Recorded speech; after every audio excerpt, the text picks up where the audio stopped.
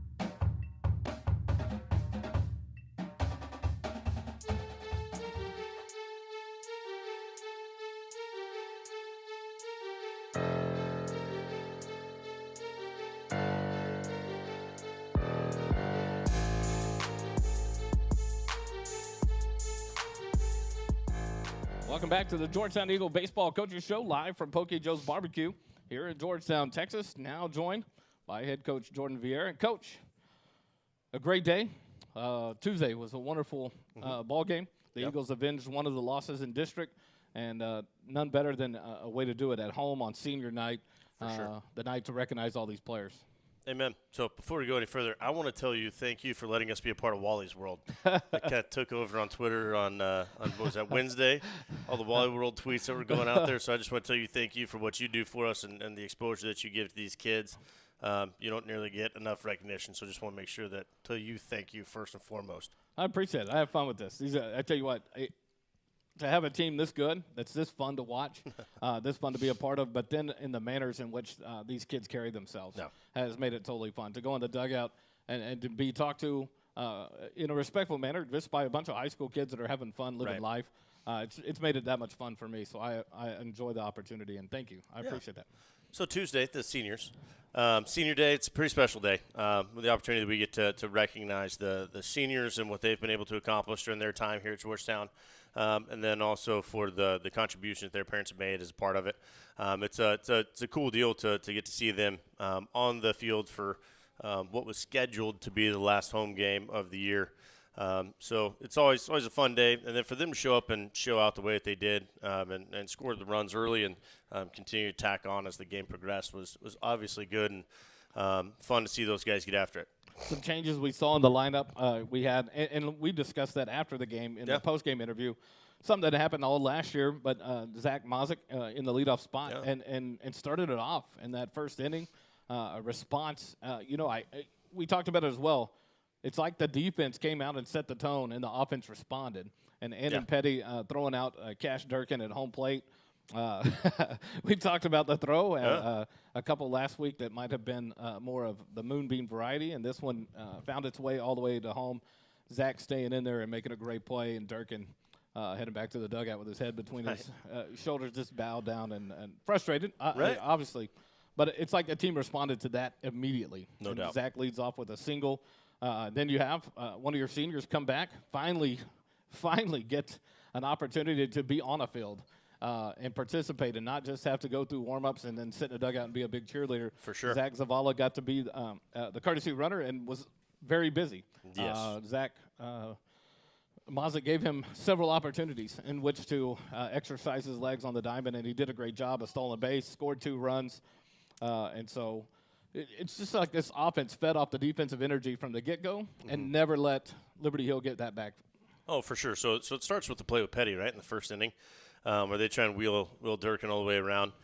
Petty rolls it in home to be able to bang the guy at the plate. What was cool about that was an adjustment that he made, like you said, from last week. He came in the dugout after sailing 2 balls last week, and we had a conversation about him making sure that the ball was down so that we're not giving up runners on the backside. And giving up those extra 90. So when he comes off, obviously everybody's fired up, and he comes in and he looks me in the face. He goes, "You said ball down, right?" I said, "For sure. That's a good place to miss. Well done." And then that sets the tone for the rest of the game, right? You show that you're going to play really good defense, and then there's an opportunity for them to try and tag and go later off of a fly ball to Petty, and the guy didn't want to go at all. And everybody was really fired up about that play as well. Then you get the play from Wade Denton in the 6-hole, the Jeter play, which is there's a story behind that. But what's cool is it's something that we actually work on. And for him to be able to jump and let that thing eat the way that he did was special. And then the offense, obviously, Mazak steps up and leads it off in the leadoff spot and getting on base.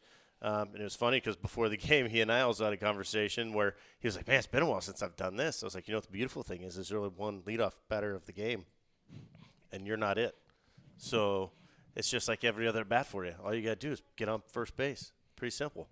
And he did that. I mean, what my favorite part of the entire exchange and the game was our response from getting punched in the mouth 3 times in a row. We go out and we have 3 tough games where we don't play our best. The offense wasn't really good. We played really good defense. We pitched really well.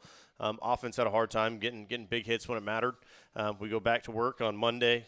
These guys regrouped and got after it Monday in the cages and decided that Tuesday was going to be a really good day and made it that. So it's been really good to see. It's been a good week of practice since then.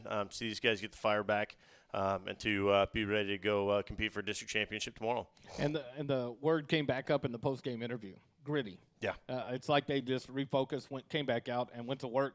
Looking through the scorebook, and not all base hits, but every person in the lineup reached base at least one time in this ball game.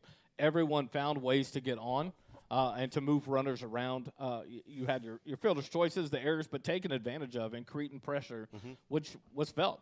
I thought when Liberty Hill brought Jefferson in, it was this is our last-ditch effort to stay in this game and try to come back.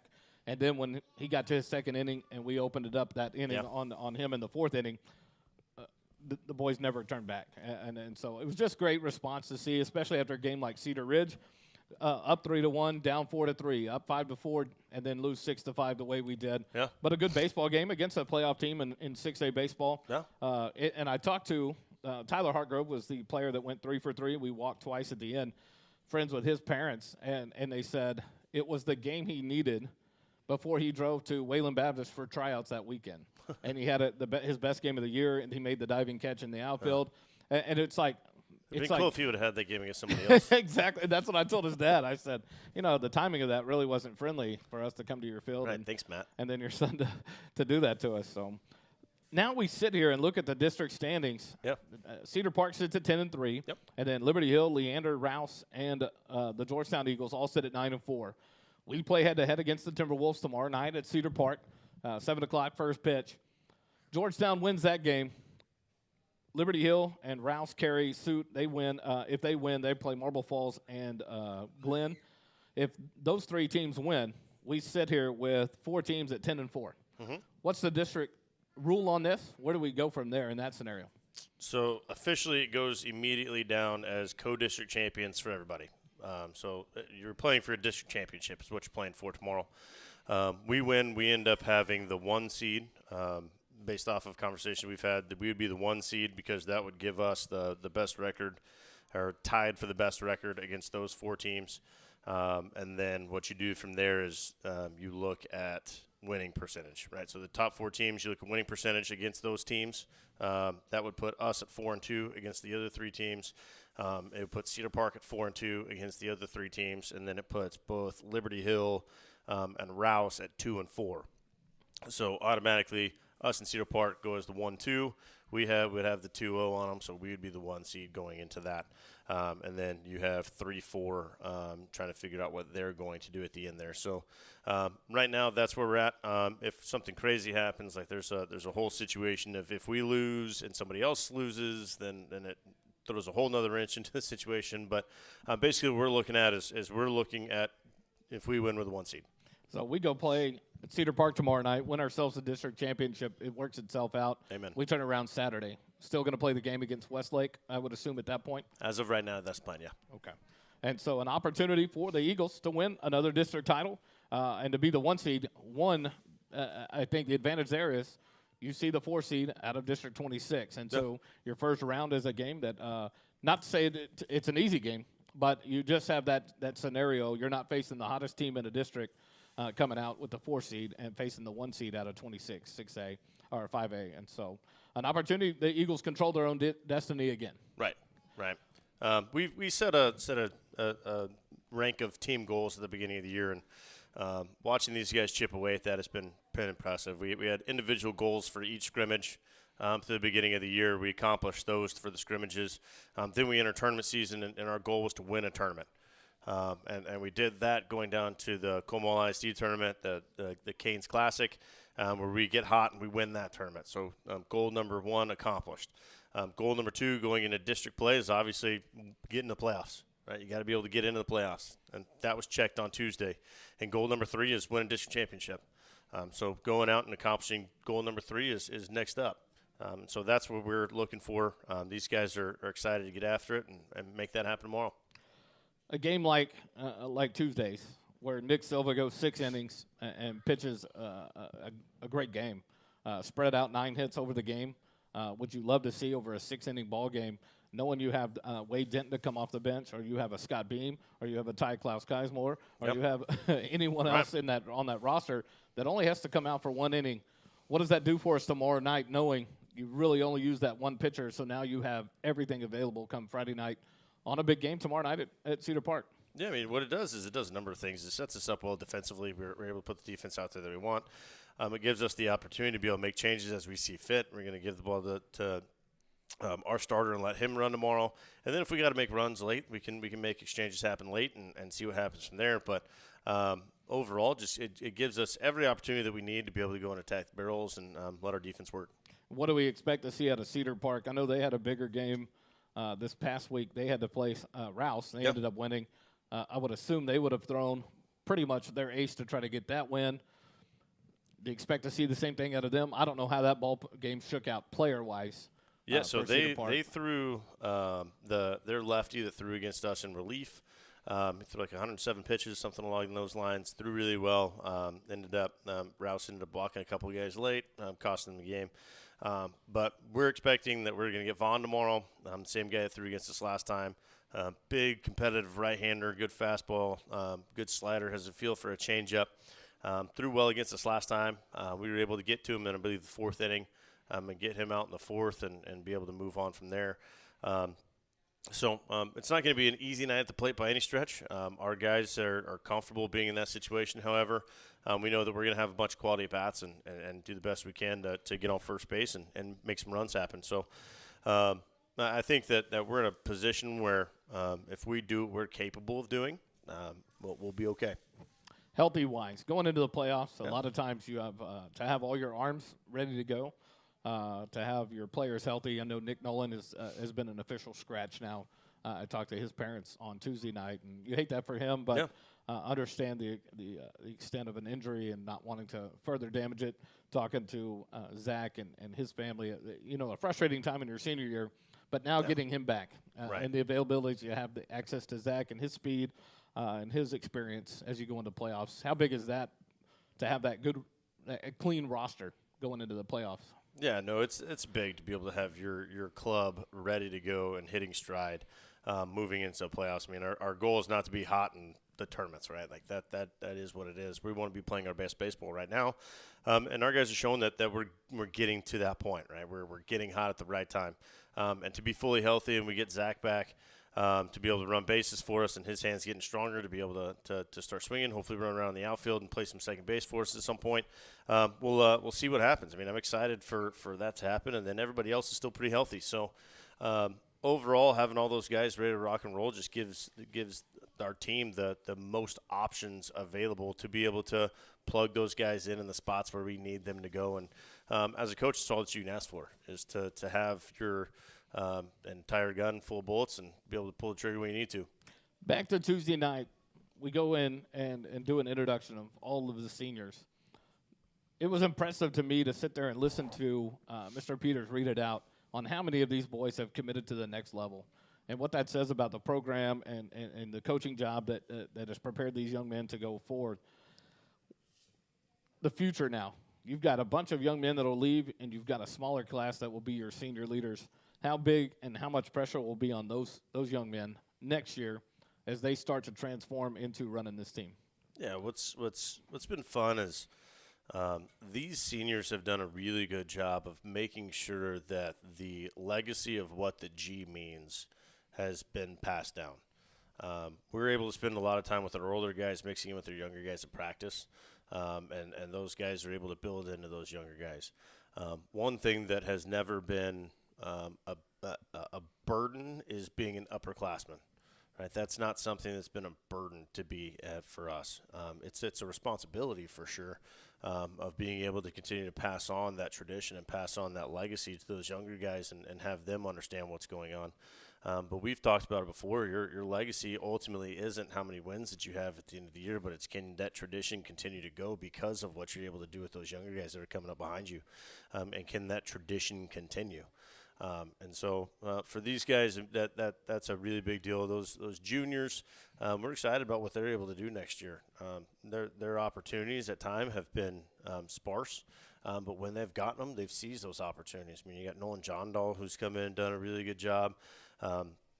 And so there's been a few opportunities for those guys to really come in and do well. So excited about that. Excited about what the future really holds for our guys. We like our sophomore class. We got a good freshman group that's coming in, and there's even some middle school kids that are coming up next year that have an opportunity to help. So we like where we're at as far as what the future holds, and looking forward to it.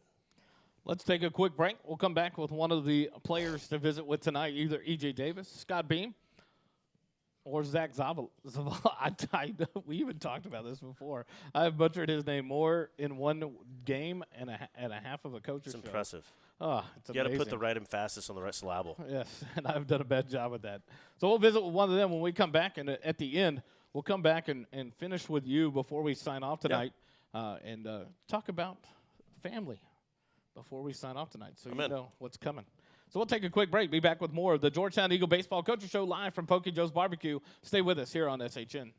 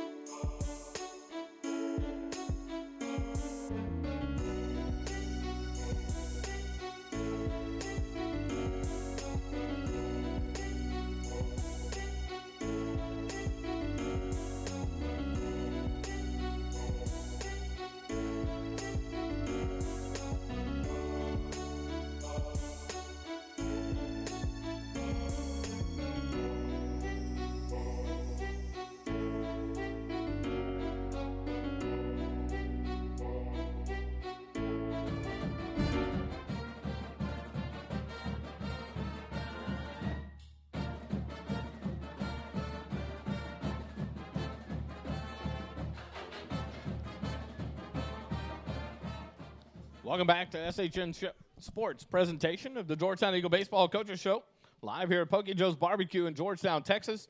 Now joined by Zach Zavala, the senior second baseman for your Georgetown Eagles. And Zach, man, I got to meet you Tuesday night officially. Yep. Not the senior year you would have drawn up for yourself with the injury. No, sir. But now back in a uniform and actually able to step on the field officially without any restrictions from the doctors. How's that feel now as we get ready to close out district and head to the playoffs? Man, thank you for having me. Really blessed to be here, and it feels exciting. I mean, I've been out and trying to help the team as much as I can, and just being there for the guys around me in the clubhouse, and to be back on the field is really exciting, and it makes me feel that I can help the team even more being on the field with them. What kind of butterflies? What kind of nerves did you have? You didn't get very far into the ball game, and your number's called. Bottom of the first, Mazik leads off with a single, and it's like, here we go. Zach's out there and going, still to first base. Yeah. What was it like? I mean, me and Mazok talked all day, and so, like, I told Mazok, I was like, I'm going to be running for you, so get on. And if you get on, I got your back. And, I fell through with that. And, there wasn't so much butterflies. I was just ready to be back in and just come out hot. And so I wanted to be fired up for that. It's crazy that your catcher would even take a hit by pitch to get you on base, and so it was nice of Zach to do that. He seemed to rack those up here lately on this season. It was funny. First time he got hit, it was like, it's his first hit by pitch of the year. All of a sudden, a few games in, it's like, that's his fourth hit by pitch of the year. It's like, oh, my goodness, Zach's hit by pitch again. And so 3 times out of 4 at-bats, you get on base and run, score 2 runs. A hard senior year to sit out. But the bigger picture, right? As they introduced you on senior night, very impressive. You're going to the University of Houston, yes, sir, to be a Cougar, and so obviously the bigger picture came into play there about the injury. You want to let it completely heal. The future is more important at that point. Right. What's that look like for you now? Is it still reality there? Like, but when you graduate, we're headed to Houston pretty quick, or how is that excitement coming? The plan is to go there in July, do what I can, be the best shape I can be, going into the fall at Houston, and just working on my hand, getting it stronger and stronger every day, where I have no worries going into Houston, and I can just go to war with them. And when you step on the field in the program there at the University of Houston, second base, infield, what's the position for Zach at the next level? So they told me utility, but wherever they put me, I'll be fine with. I just want to be in the lineup and just help them out as much as I can. Saturday at Cedar Ridge, we were talking to Braylon Pinnell, and we asked her about the recruiting process. And she said, the coach called and said, where do you want to play? And she's like, anywhere you need me. And the coach is like, okay, fine, I've heard that answer before. Where do you want to play? The coach comes to you and says, Zach, where do you want to be? Where does Zach want to play? I've always grew up and being an infielder, and so it comes. I'm not want to say easy, but I've been doing it for so long, and so that's where I probably feel more comfortable at. Probably second base, or if they need me at third or wherever, I'll play it. But mostly in the infield, and then even if they need me in like right field, I'll go there. Just whatever that helps. Have you I'm assuming you've watched and look at the future. The University of Houston slated to move to the Big 12. Right. And now then the opportunity to take on someone you might know as a familiar opponent or a foe, friend that would soon be an enemy. Yeah, he got up and walked off. He got nervous all of a sudden. Zachary Mazik will be at Baylor. Is that an exciting thing to go to Houston's a good program. Houston's a big school. But to be moving to a big conference like that, is that an excitement that you look forward to that challenge? Absolutely. That gets me fired up for it. And, it just makes me work even harder, knowing that I might face Mazok and see him there, and then just being in a bigger conference just fires me up. And the history of Big 12 baseball is pretty much second to none. It's fun to watch, and the competition that they face. And then to see Houston coming into it with the other schools will be fun to be a part of. Absolutely. Knowing that this senior year has it been your challenge to be the best cheerleader, to be the one to help prepare the younger guys to lead when you guys step away? Absolutely. That was my role, and so I took that role as serious as I could, and I wanted the guys to do good, and it was no longer me. It was no longer on me. Like I wanted it to be them, and so it was them. And so I put myself out there as much as I could, helped them out in the dugout, get them ready, did the pitching chart, showed up for them every day, and just tried to be the best teammate I could. Could this timing have been any better for them to allow you to come back here at the last few weeks? That's what I was hoping for. You know, I've tried to help them as much as I can so I can come back in playoffs and help them out. But yeah, I couldn't ask for more from them. Any shout-outs before we let you go?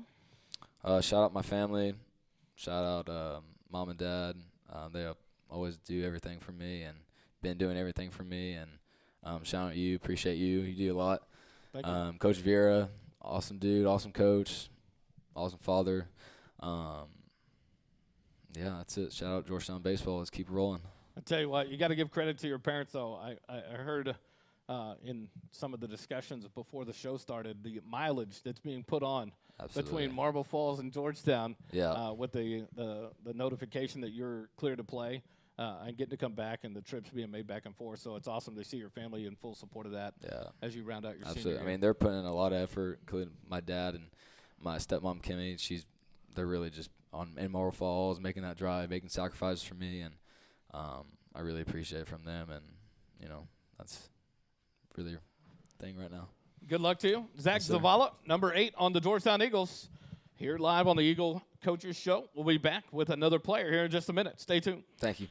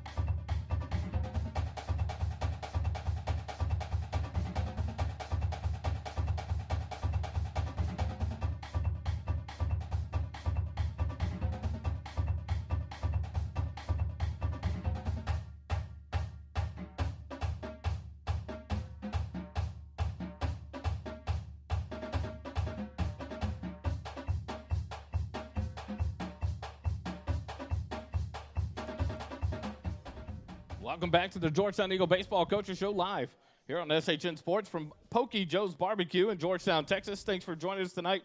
Thanks to Pok-e-Jo's for allowing us to utilize their beautiful facility and enjoy a meal here as we enjoy the Coaches Show. And now joined by number 11, Scott Beam. Scott, thanks for joining us tonight. Yes, sir. Thank you for having me. The senior year, I went right back to Marble Falls, a game that was. I think a lot of teams in this district would think, oh, man, we're playing Marble Falls tonight. We'll go get a good win. Yeah. We get into Marble Falls, and the lightning, the delay, everything kind of pushes back. And then we go in and we go down 3-0. First inning, John Doe comes in at some point, starts shutting things down, get a base runner on to start the 7th inning, and then coach says, let's go. You come in and continue what John Doe did. You face 2 batters, end up recording all 3 outs, get the whole inning pitched, struck out 1. A situation like that, is that what Scott enjoys? Is that what you look forward to? Is the pressure, does that bother you, or you look forward to that pressure? I don't really feel much pressure when I'm coming out. I just go out there, get it fast as I can, and I got one out there. First pitch, threw it away, but he was. Hold on. No, you're good. He's coming out, so then Zach threw it. So I ended up getting out there. We got that rundown, and that's what I was sitting here reading. I was trying to recall the play because Yeah. I have 2-3-6-3, and we get him in the pickle between first and second. We get the out recorded, and then all of a sudden, boom, you struck out the designated hitter Scoville, and then draw the ground out by the third baseman Curtis, and we're out of the ball game. John Doe comes in and pitches like he did. You come in and settle in quickly and shut down a ball game like that. A lot of your appearances, I was looking on the stats that we see here, 9 appearances on the year, 10 innings pitched. You get coming in kind of that closer role, that 1 inning, shut it down and be done with it. Let's see, I don't want to misquote it. 1-0 record and 1 save out of that 1 save opportunity, which was at Marble Falls. Is that what you look forward to? Do you like that 1 inning role, that come in and give it all you have and be done? Or? Yeah, I like it. I'm not out there for too long, so he gets my arm in a good shape, and just get to do what I do. In a game like that at Marble Falls, when it's a battle back and forth, and coach says, Scott, head to the bullpen, warm up, we're coming to you. Is it a confidence thing? Is it hey, it's my turn, time to go? Yeah, so he actually called me out there a couple times to go throw, and I thought I was going to go in a couple outs before, but, I didn't end up going, and then I finally got my name called, and I just did what I did. There was one game you came in to pitch. I have to ask about it. Came in to face, I think it was 1 batter. Eastview. And I think it was on your birthday. Is that correct? That was Kyle Ruppolo. Was it? I thought But it was. I went in 2. Okay. Daniel Howe came out at the very end. Is there a team you enjoy facing most? Was it Eastview? You guys tore up Eastview this year. I mean, 13-1 and 14-1 kind of spoke volumes in that Crosstown Classic. It was labeled. Do you care who it is? Do you care who the opponent is? As you Not guys really. get ready for Cedar Park tomorrow, as you get ready for the playoffs, next man up, next game, and we let's always go? talk about faceless opponents, so I'm not really focused on who we're playing, who's batting. It's just a batter I'm trying to get out. Is that the way you like it? Is that the way you prefer it? Yeah. It's just my turn, and I'm going to go get who Yes, I've got sir. to get.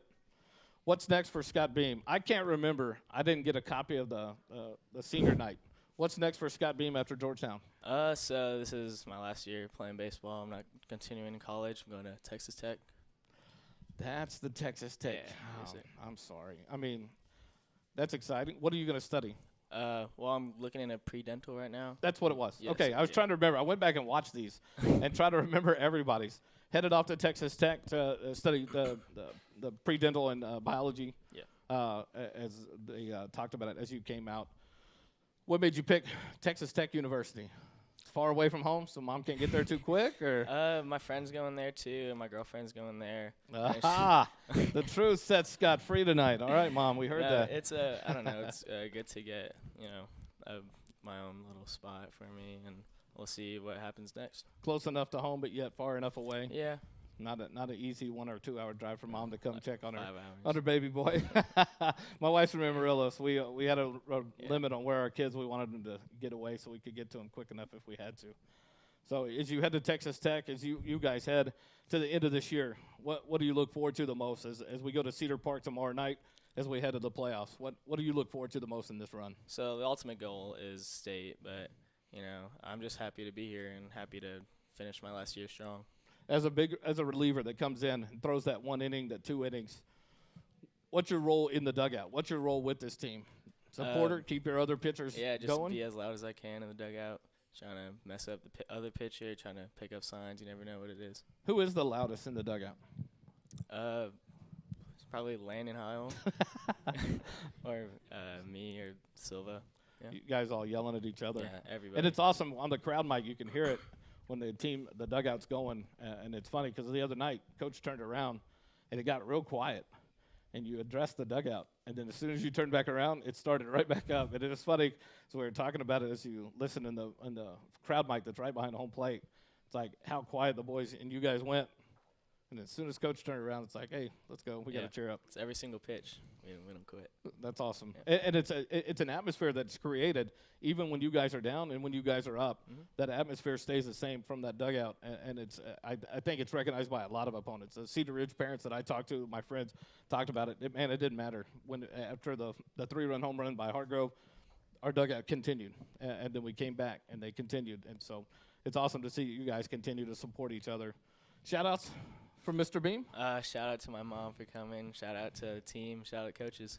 What about the And none of shout you out this guys guy. shout out this girlfriend that you're chasing to college. I mean, none of you have said anything. I'm kind of, you know who I'm She's- looking at, Mr. well, Klaus I would've Kaiser. shouted her out, but she's not here. Okay, all right. All right.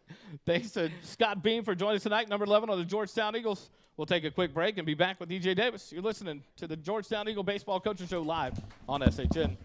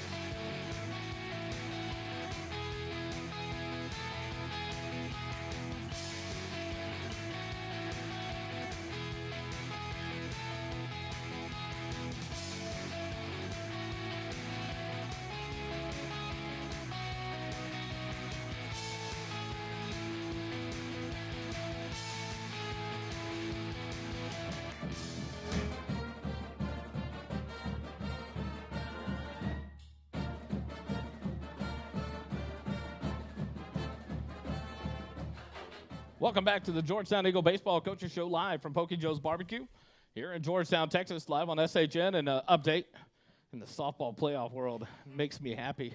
The Leander Lions losing 9-2 in a one-game playoff to Bernie Champion. Go Bernie. So, not that I'm cheering against Leander, but go Bernie.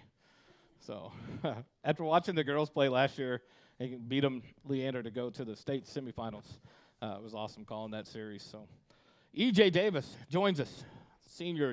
It says utility in the roster. The utility has been sucking up balls at second base all season that I've been here since the Glenn first matchup of Glenn. EJ, thanks for joining us tonight. Thank you for having me. Come into into our visit here tonight to the ball game. Tomorrow night you'll be coming into the ball game. Let's see, where is it? There it is. 366 batting average. What's the challenge? Second base. Responded. A lot of room to cover there. My favorite play has to be the one that went off of the glove of Haddon? No. Somebody went off their glove. John Dahl. John Dahl. And that's right. Marble Falls. You throw on the run, and then we get the flip in the grass. What's the fun at second base? You have a lot of room to cover. Whether there's runners on base, you're constantly having to move. Is that something you enjoy? Is that something that keeps you in the game? What's the life of E.J. Davis at second base like? Oh yeah, I definitely love enjoying going left to right. Those are my favorite plays. The ones that are at me are not as fun because they're not as cool.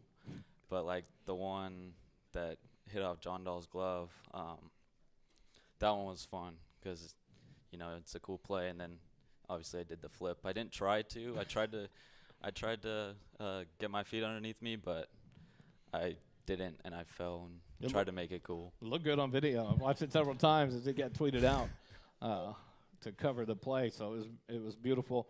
And then you talk about different plays like the other night. You guys turn a double play in the middle of the infield.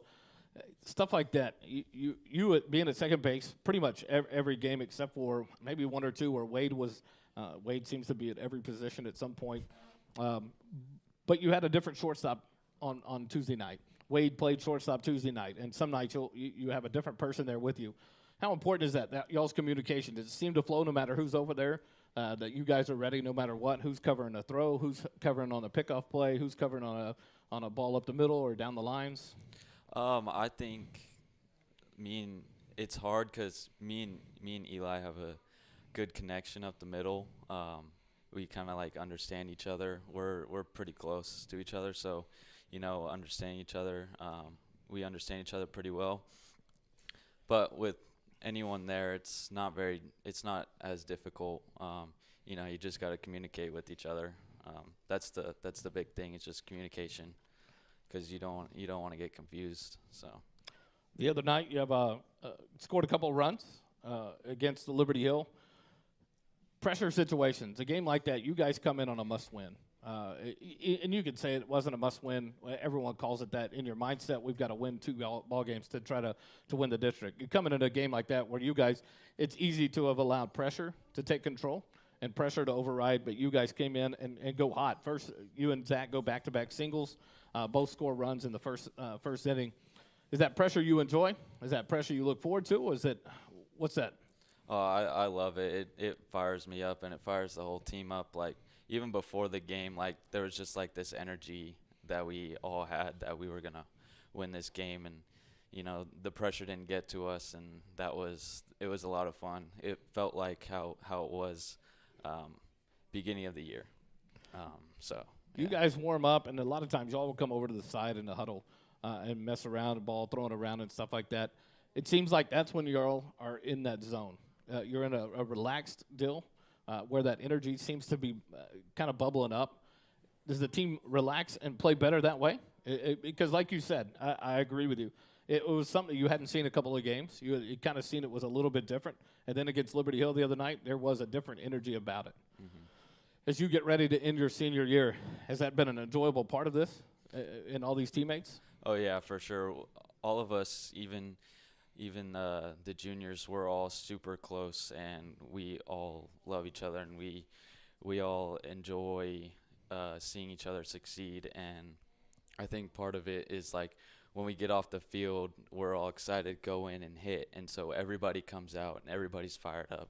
So it's a lot of fun to experience at my last year. tomorrow night's the last district game. Then we make the run through the playoffs that we've got that you guys are going to pressure towards and go and try to fight through. Is it different now? It's your senior year. You've played baseball, I'm sure, more than just this year in your life. Is it different?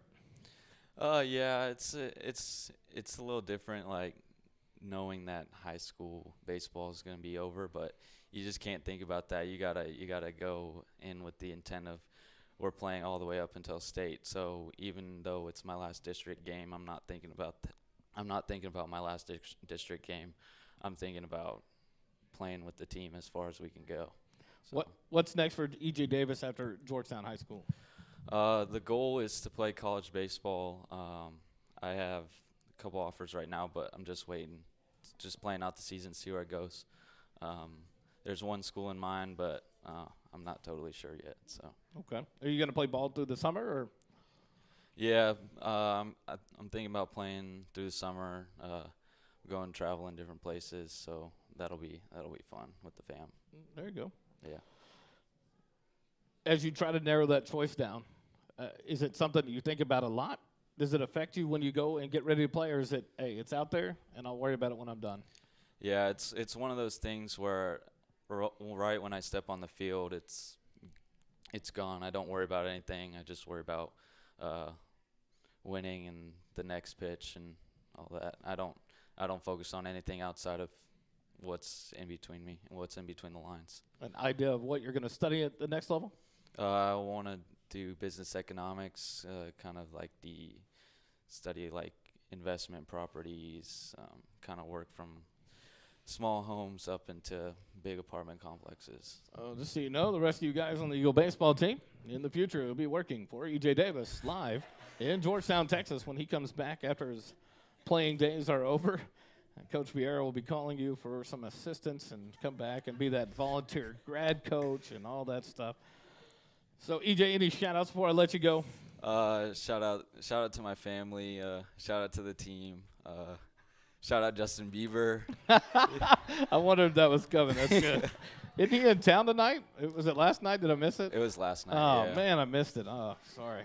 Yeah. Had to drive to Houston or something next time to see him. That's crazy. Guess I'll try to make it to George Strait instead. So, E.J. Davis, where's number 2? Plays second base, and right now hits number 2 in the lineup. His lucky number is not number 2.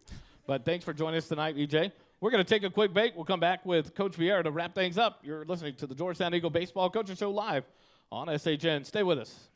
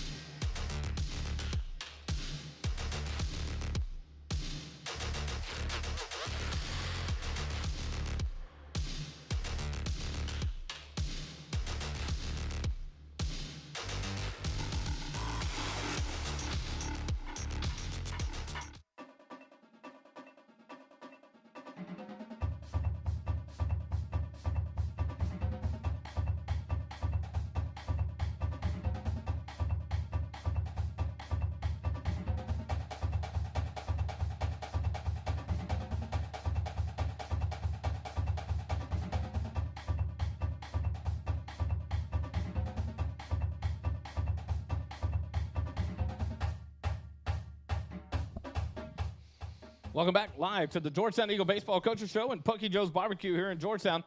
Again, thank you so much to Pok-e-Jo's for allowing us to be here each Thursday night, and we plan on being back at least one more, and I agree with Mr. Petty. We talked about it. We'll be here through at least the second week of June for the Coaches Show as we follow up each week through the playoffs. But we're joined now again by head coach Jordan Vieira and his trusty sidekick, Jameson, live here on the show. Coach, before I go to, I told you I was going to go to family to close things out. Yeah. But before we go to that, what does it say? I pulled up the state rankings here, Diamond Pro, Texas High School Baseball. What does it say that the top 4 teams that are going to district for 25-5A are all in the top 18? I mean, it says that we get a really competitive district. Coach Payne and I were talking about this yesterday and after Tuesday night, and he was like, I don't think of very many times that I've been a part of a district where you can go 8-7 and not make the playoffs. And that's what we have with a couple of teams in our league, and our guys are just competitive. Just a testament to what Central Texas baseball is like. You look around our district and how competitive our district has been. And then you jump over to 25-6A. You got Cedar Ridge and Round Rock and that group that's over there and how competitive they are. And it's just Central Texas baseball is in a really good place right now. And that's what I love to see is how competitive the baseball is right now. And it's a testament to how hard our guys have worked and how hard that they've prepared to be able to be where they are with the opportunity to win the most or one of the most competitive districts in the state of Texas. And now taking that and looking at the changes coming next year, you have schools like Manor and Dripping Springs going to 6A. We'll shift districts over Cedar Creek, Bastrop, Elgin, and be in a different alignment still with Eastview. So the Crosstown Classic continues here in Georgetown. But drastic change in that or no? We just continue to drive forward. Yeah, I mean, there's still going to be competitive baseball for sure. It's a little bit different style of baseball. It's a little bit scrappier type baseball of what we're going to. We're not going to have as many of the big arms that we face on a nightly basis, but that district presents a whole new set of challenges. The format of the district changes from playing everybody one round through and then playing again to now you play everybody Tuesday and then you play them again on Friday. So now you bring in the aspect of that. You bring in the aspect of the travel of we're going to have to travel 3 sites where we go over an hour away. And how are we going to handle being able to travel on a Tuesday, wake up early on Wednesday for a lift, and then be able to respond Thursday and still be able to turn around and play Friday? And if that gets pushed to Saturday, then what's that look like? So it's still going to present its own challenges. It's going to be a different brand of baseball, like I said, but it's still going to be good baseball. Now we switch to the family side of it as we get ready to close out the Coach Show for tonight. Tonight, your mom is here, formerly known as Gigi to all of us that are not in the Vieira clan. A very proud grandmother. We got to talk and visit before. But grandbaby number 6, another baby coming, another nephew for you coming. Your brother, Jaron Vieira, the assistant coach for the Georgetown women's basketball team. He and his wife expecting their second child. Yeah. Oh, okay. She has the baby. Okay, not Coach Vieira. Okay. Kara's going to have the baby? Not Okay. Jaron. I'm sorry. It's Kara that's having the baby. So Learn your biology. let me get that straight. Thank you, Jameson. Family is a big part, especially for you guys. Having your brother as another coach here at Georgetown.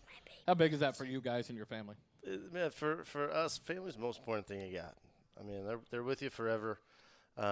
One thing that is really special is when Jaron came back this year, he was out at Stephenville at Tarleton last year working on their staff, and Coach Forney called him, offered him the job, and when he said that he was going to take it, I was absolutely elated. Jaron's my best friend, and to have your best friend not only live in your same town, but also be on your campus and be around. And he's around these guys all the time. These guys love him. He loves on them.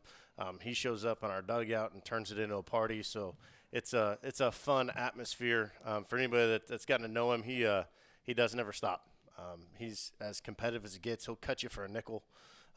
He loves kids. He loves working. He does a great job over with the girls basketball program, and excited for that. And then tell these guys all the time, man, like your family's the most important thing you got. If we're looking at our priorities, it's God, family, baseball, right? And in that order. And my goal for these guys is to be excellent husbands and fathers one day. Wins and losses come and go. At the end of the day, on your tombstone, it's not going to say what your batting average was. It's not going to say what your ERA was. It's not going to say anything like that. I mean, the greatest players that have ever lived don't have that stat on their tombstone. So for us, that's not the ultimate deal. For us, it's them to be incredible husbands, be good men of character in the future. And in order for that to happen, I get to hang out with these guys and let it happen. And so for me to get to have my family hang around, hopefully we get to show what that looks like. Know that I fall short all the time, but for them to get to see that and see what it looks like on a regular basis is important.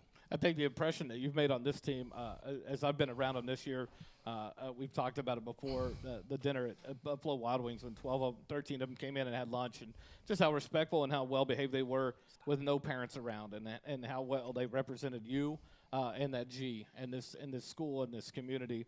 I talked to Zach's mom earlier.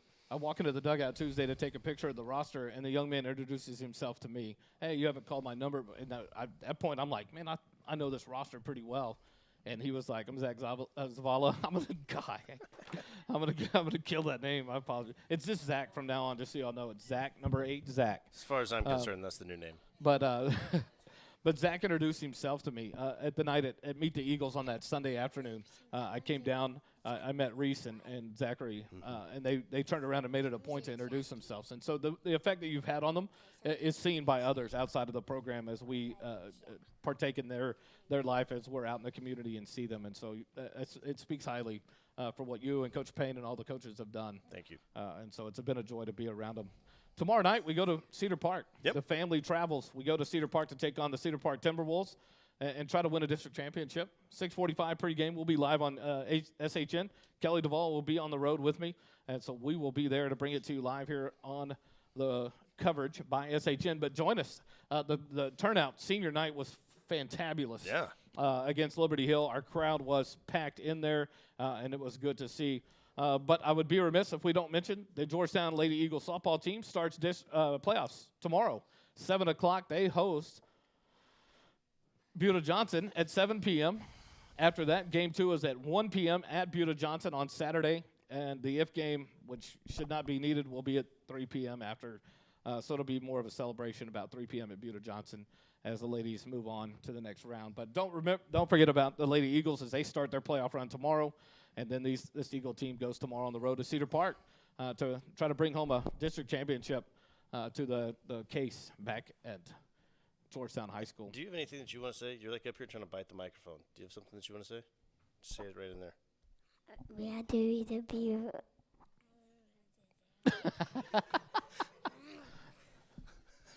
Did you just get shy?